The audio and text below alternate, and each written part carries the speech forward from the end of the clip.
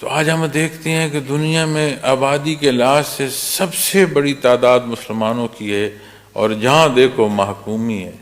کبھی غور کیا؟ یہ ناخدا ڈبو رہے ہیں۔ اے امت محمد رسول اللہ صلی اللہ علیہ وسلم کب ہوش کرے گی؟ یہ کیوں آپ سے عرض کرتا ہوں اولاد کو سنبھالو، گھروں کو سنبھالو۔ ہم نے ڈبویا ہے، اس ڈوبتے میں ہماری جو اولاد ہے وہ مزید حصہ نہ ڈالے، وہ پلٹے تاکہ ان کی نسلیں غلام پیدا نہ ہوں، وہ ذہنی غلام نہ ہوں، آزاد ہوں، وہ اپنے اللہ جل شانہ کو جواب دے سمجھیں اپنے آپ کو، ان کی زندگیاں مزین ہو سنت خیر الانام سے۔ یہ جو آدھا تیتر اور آدھا بٹیر ہم نے بنا رکھا ہے کہ مسجد میں بازار کے، تو قرآن کریم جو فیصلے فرماتا ہے ان سے زندگی مزین ہو، اس کے تابع زندگی ہو، تو کہاں کس کو مانو گے، کتنے دھکے کھاؤ گے، اور کتنے رسوا اور ذلیل ہو گے۔ کہاں وہ قوم ایک بیٹی کی آواز پر پورا خطہ جو ہے اس کی آواز کے بدلے میں جو عمل ہوا، پورے خطے میں اسلام پھیلا۔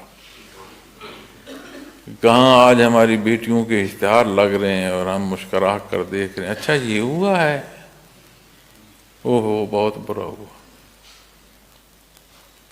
تو تب آگ کی عدت محسوس کرو گے جب اپنے گھروں میں لگے گی۔ تو آج اپنے گھروں میں عدت محسوس نہیں کر رہے۔ جو گفتگو گھروں میں ہو رہی ہے، یہ جو سکرین ہمارے گھروں میں دکھا رہا ہے، کبھی سوچا تھا کہ بچوں اور بیوی اور بیٹیوں اور بہنوں کے سامنے یہ اشتہارات اور یہ باتیں سنی؟ کبھی سوچا تھا؟ غیر محسوس طریقے سے اس حد کو پہنچ چکی ہو کہ یہ عدت ہر گھر میں پہنچ چکی ہے۔ ایک اشتہار دیکھو، حیرانگی ہوتی ہے، ہماری ہی بیٹی ہے، اس کا نام بھی مسلمان ہے، دعویٰ ایمان ہے۔ ہم کون ہیں کہ وہ جو دعویٰ ایمان کر رہے ہیں ہم کہیں یہ صاحب ایمان نہیں؟ ہم کون ہیں؟ تو وہ جو اشتہار میں نوجوان خاتون اشتہار کی زینت بن رہی ہے، اس کا دعویٰ ایمانی بھی ہے، نام بھی مسلمان ہے، جو وہ بنا رہے ہیں سیٹ، وہ بھی سارے مسلمان ہیں، دعویٰ ایمانی ہے، جو ہم دیکھ رہے ہیں ہم بھی ہیں، اور عمل میں ہر حصہ وہ ہے جو غیر اسلامی ہے۔ ایسا ہے کہ نہیں؟ تو کیوں ٹانگے کے گھوڑے کی طرح آنکھوں کو کھوپے لگا کر ایسے بھاگ رہے ہیں ہم کفر کے پیچھے؟ تو اپنی زندگی کا جب ہم جائزہ لیں گے، اپنے اندر اپنے اعمال کا جائزہ لیں گے، سوچوں کا جائزہ لیں گے، اور یہ بات سمجھ آ جائے نا کہ وَإِلَٰهُكُمْ إِلَٰهٌ وَاحِدٌ۔ میں ایسے نہیں کہہ رہا کہ یہ بات سمجھ آ جائے تو مسائل حل ہو جائیں گے، یہ ہماری زندگی کو بدل کر رکھ دے گا، اس محکومی سے نجات کا سبب ہے۔ کبھی غور کیا کہ روز جو ہمارے بچے شہید ہو رہے ہیں، کیوں شہید ہو رہے ہیں؟ اور نام اسلام کا لے کر شہید کیے جا رہے ہیں۔ کبھی سوچا؟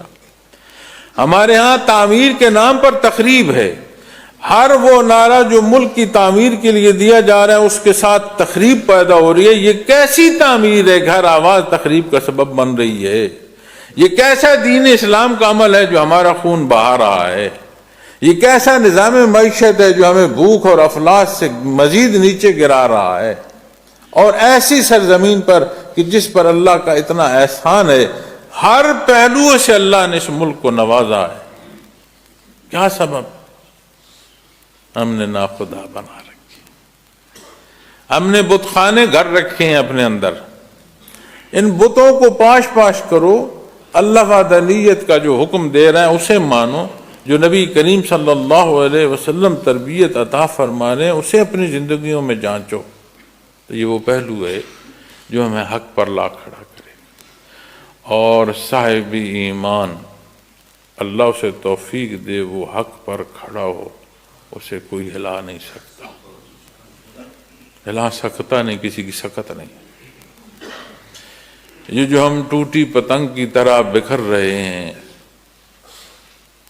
اور بجائے قومی اتفاق کے ایک ٹڈیوں کی طرح ہر ایک کی اپنی چھلانگ اور اپنے رخ ہے، اس کا یہی سبب ہے کہ ہم نے اپنی زندگی میں دینی احکام چھوڑ دیے۔ ہم نے دنیا کو الگ تقسیم رکھا ہے، دین کی تقسیم الگ کر رکھی ہے۔ آج پھر چناؤ ہے، پھر موقع ہے کہ ہم اپنے لیے اپنے رہنما چن رہے ہیں۔ کبھی غور فرمائیں، ہم چننے والے تو جیسے ہیں ہی ہیں، ہمارے رہنماؤں کا جائزہ لے لو، ماضی دیکھ لو، حال میں جو کچھ کر رہے ہیں اس کو دیکھ لو، پھر اپنے رویوں کو دیکھ لو۔ اس سارے عمل سے کوئی خیر سمجھ آتی ہے؟ جو کچھ ہم نے اکٹھا کر رکھا ہے اس سے خیر سمجھ نہیں آتی۔ وہ قادر مطلق ہمیں خیر کی طرف لے جائے تو اس کی مرضی، ہم خیر کے راستے کا چناؤ نہیں کرتے۔ آپ یقین مانیں، اتفاق ہوتا ہے کہ جس حیثیت سے یا جتنے اسفار سے یا جتنی ملاقاتوں کا حاصل ہوتا ہے، اس سے بندہ دیکھ تو رہا ہوتا ہے نا، جو جہاں بیٹھا ہے اس سطح سے دیکھتا ہے کہ جو لوگ ہم اپنے اقتدار کے لیے کہ مجھے اقتدار مل جائے، میں بھی شمار میں آ جاؤں، کوئی پرواہ نہیں ہے جائز کیا ہے اور ناجائز کیا ہے، صرف یہ دیکھنا ہے کہ آنے والے وقت میں مقتدر حصوں میں کون داخل ہو رہا ہے۔ ساری واعظ نصیحتیں لوگ جو ہیں وہ ہمیں ایک دوسرے کو سنانے کے لیے کرتے ہیں، لیکن جو اللہ فرما رہا ہے نا کہ اللہ کی وحدانیت کا ماننا، وہ جانتا ہے، اس کی ذات علیم ہے۔ تو اللہ کریم یہ توفیق بخشے کہ یہ حقائق نصیب ہوں، اور اللہ کریم یہ توفیق بخشے کہ جو باقی ماندہ زندگی ہے وہ اتباع محمد رسول اللہ صلی اللہ علیہ وسلم سے مزین ہو۔ اپنی ذمہ داری ادا کریں، اپنے ذمے جو قومی فریضہ ہیں اسے ادا کریں، اپنے ذمے جو بحیثیت امتی وہ فریضہ ادا کرنے کی توفیق نصیب ہو۔ اللہ کریم ہمیں اسلام کی سربلندی دکھائے، اللہ کریم ہمیں وہ کیفیت اور حال دے کہ غیر مسلم تک دین پہنچانے کا ہم سبب ہوں۔ وہ اللہ کی مخلوق ہے، اور اس اللہ کی مخلوق تک حق پہنچانا میری اور آپ کی ذمہ داری ہے، چاہے جائے کہ ہماری اپنی زندگیوں میں ناحق ہو۔ اللہ اس وطن عزیز کی حفاظت فرمائے، اس قوم کو اتفاق عطا فرمائے، ہمیں غیرت ایمانی سے نوازے۔ انشاءاللہ یہ وہ کیفیت اور حال ہے جو دنیا تک امت کی طاقت کا سبب بنے گی۔